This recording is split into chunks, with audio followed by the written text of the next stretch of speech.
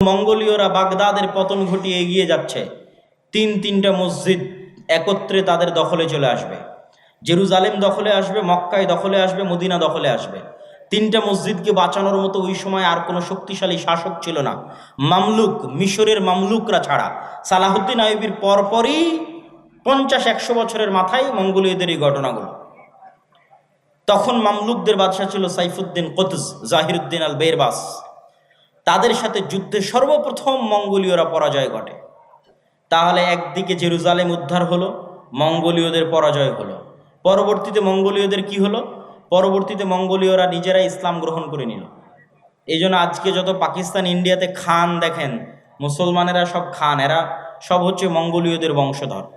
মঙ্গোলীয়রা পরবর্তীতে সব ইসলাম গ্রহণ করে নিয়েছিল। তার সবচেয়ে বড় কারণ ছিল মঙ্গোলীয়রা ছিল অশিক্ষিত, মূর্খ, অসভ্য। আর তারা মুসলমানদের যে সমস্ত নারী পুরুষদের ধরে নিয়ে যেত, এরা সবাই ছিল শিক্ষিত, উচ্চ মার্গের শিক্ষিত মুসলমান নারী এবং পুরুষরা। তাদের সাথে বিবাহ বন্ধনে আবদ্ধ হওয়ায় ধীরে ধীরে ধীরে ধীরে তাদের পরবর্তী জেনারেশন ইসলাম গ্রহণ করে ফেলে। আর ক্রুসেডাররা কি হলো? ক্রুসেডাররা ফিরে চলে গেল ইউরোপে, এবং আজ অবধি তারা ক্রুসেড চালাচ্ছে, চলছেই ক্রুসেড। আচ্ছা, এই দুইটা সংকট কাটিয়ে উঠে মুসলমানদের কোনো অর্জন আছে? আছে। স্পেন মুসলমানেরা ফিরে পায়নি, কিন্তু স্পেনের পরিবর্তে আল্লাহ মুসলমানদেরকে এরপরেই স্পেনের পরিবর্তে আল্লাহ মুসলমানদের এই দীর্ঘদিন যাবৎ মুসলমানেরা কুস্তুনতুনিয়া বিজয় করতে পারে না। কুস্তুনতুনিয়া বিজয়ের ইতিহাস পড়ে দেখেন, কত শত শত সাহাবি, আল্লাহর তাবি, সাহাবিদের তাবি এই কুস্তুনতুনিয়া যুদ্ধে শহীদ হয়েছে। যত চেষ্টা করেছে পারেনি। আবু আইয়ুব আল আনসারী রাদিয়াল্লাহু তাআলা আনহু এই কুস্তুনতুনিয়া বিজয় করতে এসে শহীদ হয়ে গেছে। এই কুস্তুনতুনিয়া বিজয়ের তৌফিক আল্লাহ দিলেন কখন? ক্রুসেডারদের হাতে মসজিদে আকসা হারানোর পরে, আবার মসজিদে আকসা ফিরে পাওয়ার পরে। মঙ্গোলীয়দের হাতে মুসলমানদেরকে চরম শাস্তি এবং আযাব দেওয়ানোর পরে, আবার মঙ্গোলীয়দের হাত থেকে সে আযাব এবং শাস্তি থেকে মুক্তি দেওয়ার পরে। আর স্পেনের গ্রানাডা এবং কর্ডোভার পতনের পরে মুসলমানেরা ইস্তাম্বুল বা আজকের তুরস্ক বিজয় করে, মুহাম্মদ আল ফাতেহ, এবং উসমানীয় খেলাফতের কায়েম হয়। এবং উসমানীয় খেলাফত আমলে মুসলমানদের শান শওকত, শক্তি, সামর্থ্য বহাল ছিল। আমি আগেই বলেছি, মুসলমানদের রাজনৈতিক বিজয়ের চিহ্ন কি? মসজিদ আকসা আপনার হাতে আছে কিনা? উসমানীয়দের হাতে মসজিদে আকসা ছিল। তারা মসজিদে আকসায় কোনো ইহুদিকে জমি ক্রয়ের পর্যন্ত সুযোগ দেয়নি উসমানীয়রা। কেন? ইহুদিদের ব্রেন ছিল খুব শার্প। তারা আগে জমি ক্রয় করে সেখানে তাদের বসতি স্থাপন করতে চাচ্ছিল উসমানীয় খেলাফতের শেষ আমলে। আজ আমরা এই বিপদে কেন? আজ আমরা এই বিপদে আছি, তার সবচেয়ে মূল কারণ হচ্ছে ঔপনিবেশিক শাসন আমল, কলোনিয়াল সিস্টেম। পৃথিবীর প্রায় সব মুসলিম দেশই, দুই একটা বাদ দিয়ে, প্রায় সব মুসলিম দেশই ইস্তেমার, আরবিতে বলে ইস্তেমার, বাংলায় বলে উপনিবেশ, ইংরেজিতে বলে কলোনি। প্রায় সব মুসলিম দেশই ইউরোপের কোনো না কোনো দেশের কলোনি ছিল নিকট অতীতে। এটা হচ্ছে আমাদের উসমানীয় খেলাফতের পতনকাল থেকে নিয়ে আজ পর্যন্ত এই 150, 200, 300 বছরে, মানে আমরা যে জেনারেশন এখন অবস্থান করছি, এটা লাস্ট 200 বছর বা 250 বছর পৃথিবীর কোনো না কোনো মুসলিম দেশ, কোনো না কোনো ইউরোপিয়ান কান্ট্রির কলোনি ছিল। আমরাও 1947-এর আগ পর্যন্ত ব্রিটিশের কলোনি ছিলাম। তো 1947 তো ভাই এই কয়দিন আগের কথা। অনেকের দাদাও এখনও জীবিত আছে যারা 47 দেখেছে, এখনও জীবিত আছে। তো 47 তো কালকের কথা। তো 47-এর আগ পর্যন্ত আমরা ব্রিটিশদের গোলাম ছিলাম। এরকম সারা পৃথিবীর প্রায় সব মুসলিম দেশ কোনো না কোনো ইউরোপিয়ান কান্ট্রির গোলাম ছিল। এবং এর উপর আমার লম্বা বিস্তারিত আলোচনা আমি গতকাল করেছি। এই গোলামির নিজাম থেকে ওই ব্রিটিশরা যেমন পুরো ভারতকে 3 ভাগে ভাগ করে দিল, বাংলাদেশ, পাকিস্তান এবং ইন্ডিয়া, ঠিক ওই ব্রিটিশরা যখন তাদের আরবে কলোনি ছিল, তখন তারা আরবকে এমনভাবে ভেঙে চূর্ণ বিচূর্ণ করে দিল। কাতার নামে পৃথিবীতে কোনো দেশই ছিল না, আরব আমিরাত নামে পৃথিবীতে কোনো দেশই ছিল না, জর্ডান নামে পৃথিবীতে কোনো দেশই ছিল না, ইসরায়েল নামে পৃথিবীতে কোনো দেশই ছিল না, লেবানন নামে পৃথিবীতে কোনো দেশই ছিল না। ঠিক তেমনি বাংলাদেশ বা পাকিস্তান নামে পৃথিবীতে কোনো দেশ ছিল না। এগুলো সব ওই যে ইস্তেমার, কলোনিয়াল সিস্টেম। ওরা যখন এই দেশগুলো ছেড়ে গেছে, তখন ডিভাইড অ্যান্ড রুল, ভাগ করে গেছে, নতুন দেশ তৈরি করে গেছে। তো ওই শাম, সিরিয়াকে জর্ডানে ভাগ করেছে, লেবাননে ভাগ করেছে। একটু দিয়েছে জর্ডান, একটু দিয়েছে লেবানন, একটু দিয়েছে কাতার, একটু দিয়েছে আরব আমিরাত, একটু দিয়েছে বাহরাইন, একটু একটু করে দিয়ে ওর মধ্যে থেকে ইসরায়েল বের করেছে। ওর মধ্যে থেকে অল্প একটু জায়গা বের করেছে ইসরায়েলের জন্য, অনেক দীর্ঘদিনের সুপরিকল্পনার ফসল এবং মুসলমানদের অধপতনের ফসল, মুসলমানদের উপর আল্লাহর আযাব এবং গজবের যে আলামত সেটার প্রমাণ। আর এই আযাব এবং গজব থেকে উদ্ধার হওয়া সম্ভব নয় আমল এবং ইমানে পরিবর্তন ছাড়া। আমল এবং ইমানে পরিবর্তন ছাড়া সম্ভব নয়। আমি আপনাকে চ্যালেঞ্জ দিয়ে বলতে পারি, যেই ইহুদিরা ইসরায়েলে আছে তারা তাদের ধর্ম পালনে, আপনারা আপনাদের ধর্ম পালনে যতটুকু অ্যাক্টিভ তার চেয়ে বেশি অ্যাক্টিভ। কথা মনে হয় আমার বুঝতে পারেননি। আপনাদের কতজনের মুখে দাঁড়িয়ে আছে, আর ইহুদি একটা পল্লী মহল্লায় গিয়ে দেখবেন ওদের কতজনের মুখে দাঁড়িয়ে আছে। ইহুদিরা সারা পৃথিবীর মানুষকে চায় যে তারা খারাপ থাকুক, কিন্তু তারা নিজেরা ভালো থাকবে। সারা পৃথিবীর মানুষ মদ খেলে, জুয়া খেললে তাদেরকে গোলাম বানানো সহজ, কিন্তু তাদের সন্তানেরা যদি জুয়া খেলে, মদ খায়, তাহলে তারা পৃথিবী শাসন করতে পারবে না। এই জন্য এটা তাদের এজেন্ডা যে তাদের সন্তানেরা মদ, জুয়া, ফ্রি ফায়ার, পাবজি খেলবে না, কিন্তু তারা পৃথিবীতে এমন সিস্টেম তৈরি করবে যে মুসলমানের সন্তান জন্ম হওয়ার পর থেকে মদ, জুয়া, আড্ডা, গাঞ্জা, ফ্রি ফায়ার, পাবজি নিয়ে পড়ে থাকবে। তাহলে এরা হবে কি, এদের অবস্থা হবে গরু ছাগলের মতো। কেননা যে নেশাখোর, যে জুয়াখোর, সে গরু ছাগল। তার পৃথিবীতে কেন, বাড়ি, দেশে কেন, এলাকায় কেন, বাড়িতে পর্যন্ত শাসন ক্ষমতা কায়েম করতে পারবে না। একটা জুয়াখোর, একটা মদখোর কি বাড়িতে শাসন চালাতে পারবে? পারবে না। তো যে জুয়াখোর, মদখোর বাড়িতে শাসন চালাতে পারবে না, ও কুশ্চিনকালে মসজিদে আকসা বিজয় করতে পারবে না। যে ফ্রি ফায়ার, পাবজিতে ব্যস্ত আছে, ও বাড়ি চালাতে পারবে না, তো মসজিদে আকসা কেমন বিজয় করবে? তো কিন্তু ইহুদিরা তাদের সন্তানকে জন্মের পর থেকে বলবে পড়ো পড়ো পড়ো পড়ো, জ্ঞান অর্জন করো, বড় হও, পৃথিবী শাসন করতে হবে, অস্ত্র বানাও, জ্ঞান বিজ্ঞান নিয়ে ব্যস্ত থাকো, আর গোটা আরব বিশ্বকে ব্যস্ত রাখো পর্যটন আর বিনোদনে, দুবাই আর কাতারকে ব্যস্ত রাখো ফুটবল বিশ্বকাপে, আর ফুটবল বিশ্বকাপ আয়োজন করা আর এগুলো খেলাধুলা নিয়ে পড়ে থাকা যদি খুবই ভালো হতো, তাহলে ইসরায়েলই আগে থাকতো। কথা বুঝতে পেরেছেন? ইসরায়েল কিসে সবার আগে? অস্ত্র বানাও, অস্ত্র কিনো, এটাতে সবার আগে, জ্ঞান বিজ্ঞানে সবার আগে। আর ওর পাশের যে মুসলিম দেশগুলো আছে, ওরা কিসে আগে? ওরা হচ্ছে পর্যটনের জন্য বানাও, বিনোদনের জন্য বানাও, টাকাও ঢেল, কিন্তু সব খরচ করছে পর্যটন বিনোদনে। এই জন্য আল্লাহর গজব আরো কন্টিনিউ হচ্ছে, আরো দীর্ঘস্থায়ী হচ্ছে। এই গজব থেকে মুসলমানদের বের হতে হলে দ্বীনে ফিরে আসতে হবে। মুসলমানদের সবচেয়ে বড় শক্তির জায়গা হচ্ছে তাদের দ্বীন, তাদের আকীদা, তাদের বিশ্বাস। সারা পৃথিবীতে তারা শিখিয়েছে যে তোমরা সন্তান কম নাও, আর কোনো ইহুদি ফ্যামিলি পাবেন না যেখানে 6টা 7টা করে বাচ্চা নাই, পাবেন না। আপনি নিজে আজকে তদন্ত করতে পারেন, কেন এরা পৃথিবীর খুবই রহস্য ঘেরা একটা জাতি। এদের বিষয়ে কোনো তথ্য পাবেন না, এদের বিষয়ে গবেষণা করতে গেলে আপনি দেখা যাচ্ছে আউট হয়ে যাবেন পৃথিবী থেকে। অত্যন্ত রহস্য ঘেরা একটা জাতি, অনেক অল্প সংখ্যক।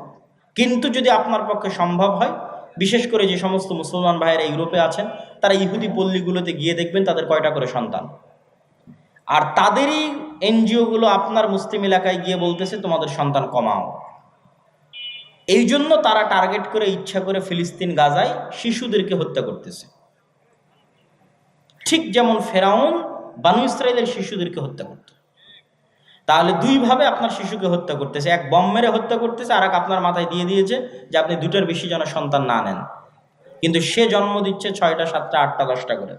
এই জন্য ওদের এরকম কোনো ছোট গাড়ি থাকে না। আমাদের যে ছোট কারগুলো, এই ছোট কারগুলো তারা ইউজ করে না, তারা ইউজ করে বড় 4, 6, 7 সিটের 4 হুইলার জিপ, যাতে ফুল ফ্যামিলি নিয়ে যাতায়াত করা যায়। কারণ ফ্যামিলি তো 2টা সদস্য না, 6টা 7টা সদস্য, তো ছোট কারে তো হবে না। তারা সারা পৃথিবীতে সুদি বিজনেস তৈরি করে রেখেছে, কিন্তু তারা নিজেরা পরস্পরের সাথে সুদি লেনদেন করে না। মানে এক ইহুদি আর এক ইহুদির সাথে সুদি লেনদেন করবে না, কিন্তু ওই ইহুদি আবার পৃথিবীর সবচেয়ে বড় সুদি কোম্পানির মালিক। তার মানে সারা দুনিয়ার মানুষের টাকা সুদের নামে কবজা করে নাও, কিন্তু তুমি যখন আর এক ইহুদিকে ধার দিবা তখন করজে হাসানা দিবা, সুদ নয়। যেগুলো বলতেছি এগুলো দেখা বলতেছি, আপনারাও চাইলে পরীক্ষা করতে পারেন। এই রকম বড় বড় দাড়ি থাকবে তাদের, 80 থেকে 90%। 3 ওয়াক্ত সালাত আদায় করবে, তাদের মসজিদের নাম সিনাগগ। 3 ওয়াক্ত সালাতের জন্য মসজিদে যাবে, এবং এরকম লম্বা দাড়ির সাথে যাবে। তাহলে তাদের সাথে আমাদের শত্রুতা কি? আমাদের আকীদা বিশ্বাসে কিন্তু অনেক মিল আছে। খ্রিস্টানেরাও অপেক্ষায় আছে একজন মাসিহ আসবে, ইহুদিরা অপেক্ষায় আছে একজন মাসিহ আসবে, আমরাও অপেক্ষায় আছে একজন মাসিহ আসবে। তাহলে আকীদায় মিল হলো না ভাই?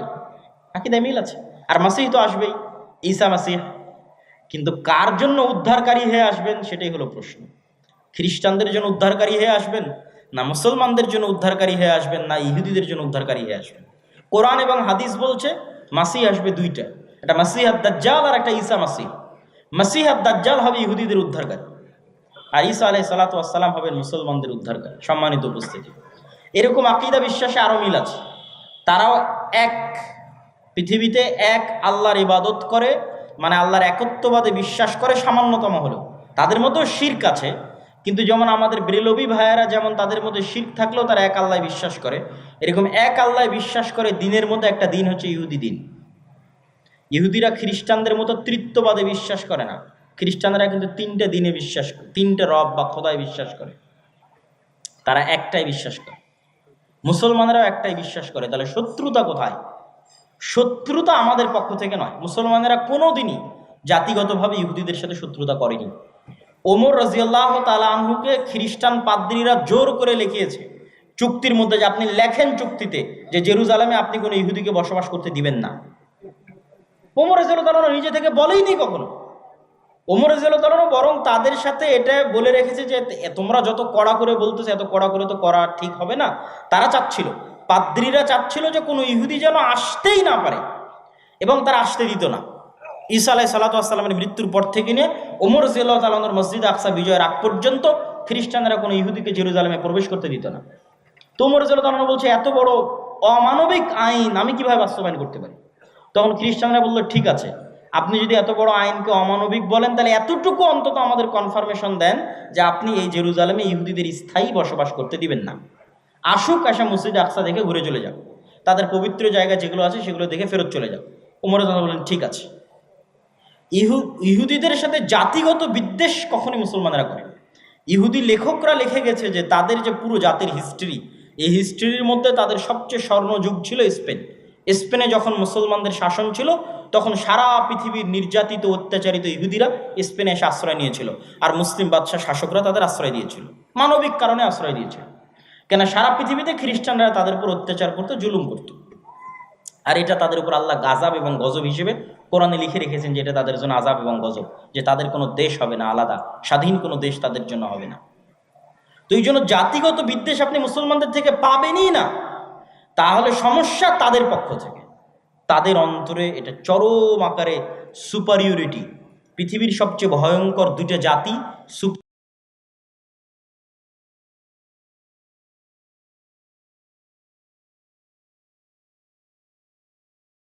খোদার সন্তান, নাউজুবিল্লাহ, আল্লাহর সন্তান। ব্রাহ্মণেরা বিশ্বাস করে আমরা আল্লাহর মাথা থেকে তৈরি হয়েছে, ওরা বিশ্বাস করে আমরা আল্লাহর সন্তান। পৃথিবীতে আমরা বাদের যারা আছে সব আমাদের গোলাম, সবার বউ আমাদের জন্য হালাল, সবার ছেলে মেয়েকে জবাই করাও আমাদের জন্য হালাল, এতে আমাদের কোনো গুনাহ হবে না। কত রকমের এক্সট্রিম লেভেলের সুপারিয়রিটিতে তারা বিশ্বাস করে। এই সুপারিয়রিটির জায়গায় সবচেয়ে বড় আঘাত, সবচেয়ে বড় ধাক্কা দিয়েছে মুহাম্মদ সাল্লাল্লাহু আলাইহি ওয়াসাল্লাম। কি জন্য? তাদের এই সুপারিয়রিটির দাবির ভিত্তি হচ্ছে তারা ইব্রাহিমের সন্তান ইসহাকের বংশধর, এটাই দাবির ভিত্তি। তো মুহাম্মদ সাল্লাল্লাহু আলাইহি ওয়াসাল্লাম এসে দাবি করলেন আমি ইব্রাহিমের আর এক সন্তান ইসমাইলের বংশধর। এই জায়গায় হলো বংশগত দিক থেকে সবচেয়ে বড় অ্যাটাক, যে আমরা যেই রক্তের হওয়ার কারণে ফাখর করি, অহংকার করি, গর্ব করি, আল্লাহ শেষ নবী আমাদের বাইরে ওই রক্তের মধ্যে ইব্রাহিমের আর এক সন্তান ইসমাইলের মধ্যে দিয়ে দিলেন, ইসমাইল আলাইহিস সালাতু ওয়াস সালামের মধ্যে। তাহলে তাদের সুপারিয়রিটিতে সবচেয়ে বড় আঘাত হানলেন কে? মুহাম্মদ সাল্লাল্লাহু আলাইহি ওয়াসাল্লাম, যে তোমাদের সুপারিয়রিটি এখন থেকে শেষ।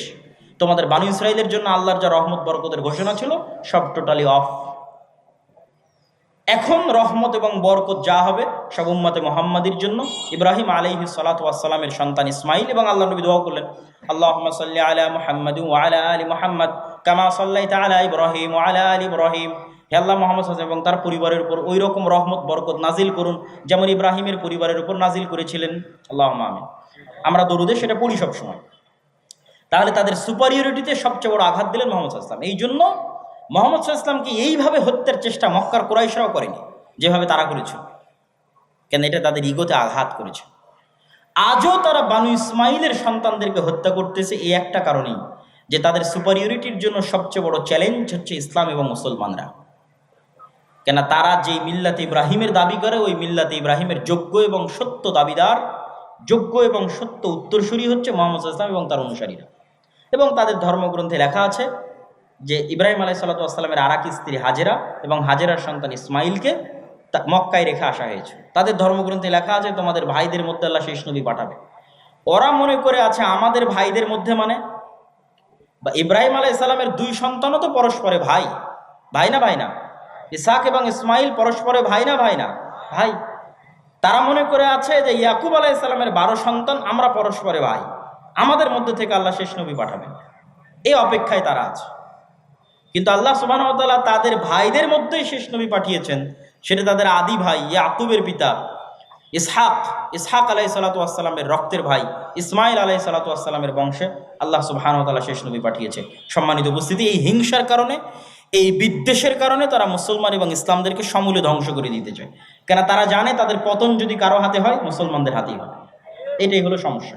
যেমন ফেরাউন জানতো তার পতন যদি কারো হাতে হয়, বানু ইসরাইলের হাতে হয়। তারাও জানে আমাদের পতন যদি কোনোদিন কারো হাতে হয়, তাহলে মুসলমানদের হাতে হবে। সম্মানিত উপস্থিতি, আমি আমার এই দীর্ঘ ঐতিহাসিক বিশ্লেষণ থেকে আপনাদের কাছে এতটুকুই আহ্বান জানাবো, দিনে ফিরে আসা ছাড়া।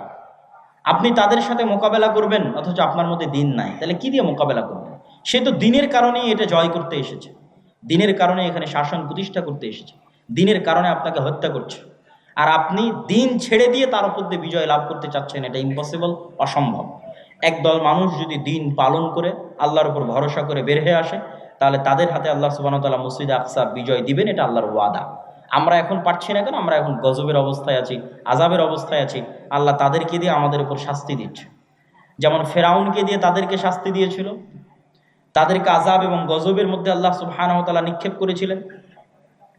ঠিক এই যুগের ফেরাউন হচ্ছে তারা। আমরা আযাব এবং গজবের মধ্যে আছি, এবং এখান থেকে উদ্ধার পেতে হলে ঈমান এবং আমল লাগবে, স্বাধীন চেতা বিশ্বাসী লাগবে। গোলামি বিশ্বাস চলবে না। আমি বলেছি আমাদের সবচেয়ে বড় সমস্যা গোলামির বিশ্বাস। মুসা আলাইহিস সালাম যদি বানু ইসরাইলের ঘর বাড়িতেই লুকিয়ে লুকিয়ে মানুষ হতেন, উনি জীবনে কোনোদিন ওই ফেরাউনের বংশের কিবতীকে এক থাপ্পড়ে হত্যা করতেন না। কেননা বনু ইসরাইলের সাথে পালিয়ে পালিয়ে মানুষ হতে হতে অন্তর ছোট হয়ে যেত। কথা আমার বুঝতে পারছেন? তো মুসা আলাইহিস সালামকে আল্লাহ মানুষ করলেন ফেরাউনের ঘরে। তো ফেরাউনের ঘরে উনি স্বাধীন চেতা হয়ে মানুষ হয়েছে, যে একটা মানুষের পূর্ণ অধিকার সুযোগ সুবিধা কি হওয়া উচিত। ওই অবস্থায় বড় হয়ে যখন দেখছে তার বংশের মানুষকে আর একজন মারছে, তখন দিয়েছে এক থাপ্পড়ে মরে গেছে। তো এক থাপ্পড় দেওয়ার জাজবা কোথায় থেকে আসলো? গোলামি মুক্ত অবস্থায় বড় হয়েছেন, এই জন্য আল্লাহ তাকে গোলামি মুক্ত অবস্থায় ফেরাউনের বাড়িতে, ফেরাউনের ঘরে বড় করেছে। আর আমরা জীবনযাপন করছি 200-250 বছর থেকে গোলামির অবস্থায়, এখনো গোলামির অবস্থায়। স্বাধীন চেতা মনোভাব আমাদের মধ্যে নাই। আমাদের চাল চরিত্র বিকৃত হয়ে গেছে, স্বভাব চরিত্র বিকৃত হয়ে গেছে। এই জন্য আমাদেরকে আমাদের দিনে ফিরে আসতে হবে, স্বাধীন চেতা মনোভাবী হতে হবে। মা এবং বোনদেরকে নিয়ত রাখতে হবে যে তারা পুত পবিত্র অবস্থায় সন্তান জন্ম দিবে আল্লাহ সুবহানাহু ওয়া তাআলার সন্তুষ্টির জন্য, আল্লাহর দ্বীনের জন্য। কখনো বেহায়াইপনা দিয়ে পুরুষ জন্ম দেওয়া সম্ভব নয়।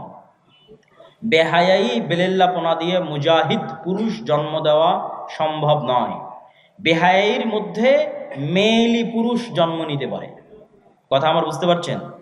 যখন একটা সমাজে পরিপূর্ণরূপে বেহায়াই ছড়িয়ে পড়ে, তখন ওই সমাজের পুরুষরা কি হয়ে যায়?